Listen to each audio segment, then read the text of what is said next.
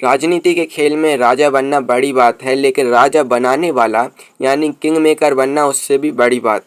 भारतीय इतिहास में कुछ ऐसे नेता हुए जिन्होंने कभी खुद प्रधानमंत्री या मुख्यमंत्री की शपथ नहीं ली, लेकिन दिल्ली के सिंहासन पर कौन बैठेगा, इसका फैसला उनके बंद कमरों में हुआ।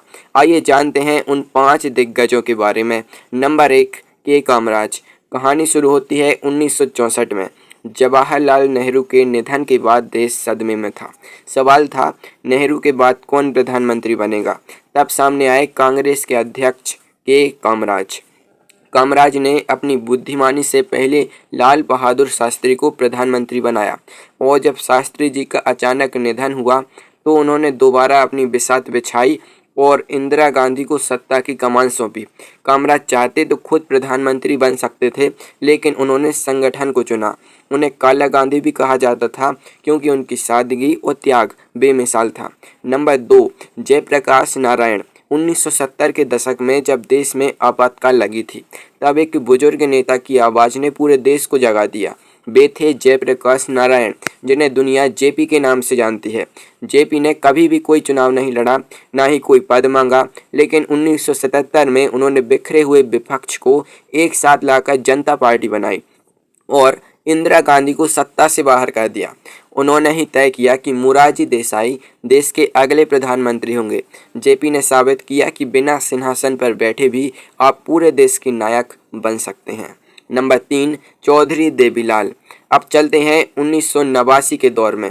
हरियाणा के ताऊ कहे जाने वाले चौधरी देवीलाल ने राजनीति में बेमिसाल पेश की, जो आज मुमकिन नहीं लगती।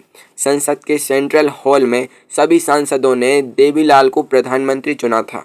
उनके पास मौका था, समर्थन था, लेकिन उन्होंने खड़े होकर कहा, मैं बड़ा भाई बनकर देश की सेवा करना चाहता हूँ, राजा बनकर नहीं। उन्होंने अपना पद विश्वनाथ प्रताप सिंह को दे दिया और खुद उप प्रधानमंत्री के पद से संतोष हो गए। इसे कहते हैं राजा बनने का जिगरा। नंबर 4, हरकिशन सिंह सुरजीत। 90 के दशक में जब किसी एक पार्टी को बहुमत नहीं मिल रहा था, तब एक शख्स पर्दे के पीछे से सरकारें चला रहा था, हरकिशन सिंह सुरजीत। सीपीएम के इस नेता के पास भले ही ज़्यादा सीटें नहीं थीं, लेकिन उनकी नेटवर्किंग इतनी मजबूत थी कि सोनिया गांधी से लेकर मुलायम सिंह तक उनकी बात मानते थे। 1996 में एच.डी. देवेगौड़ा और 2004 में मनमोहन सिंह को प्रधानमंत्री की कुर्सी तक पहुंचाने में सुरजीत का दिमाग ही काम कर रहा था। वे गठबंधन की राजनीति के असली उस्ताद थे। नंबर 5, बाल ठाकरे। आखिर में बात करते हैं महाराष्ट्र के उस शेर की, जिसका निवास मातोश्री सत्ता का असली केंद्र था। बाल ठाकरे ने कभी चुनाव नहीं लड़ा, लेकिन वे कहते थे कि मैं रिमोट कंट्रोल से सरकार चलाता हूँ। 1995 में जब महाराष्ट्र में उनकी पार्टी की सरकार बनी, तो उन्होंने खुद मुख्यमंत्री बनने के बजाय मनोहर जोशी को कुर्सी पर बैठाया। दिल्ली हो या मुंबई, हर बड़े फैसले में उनकी अनुमति जरूरी होती थी।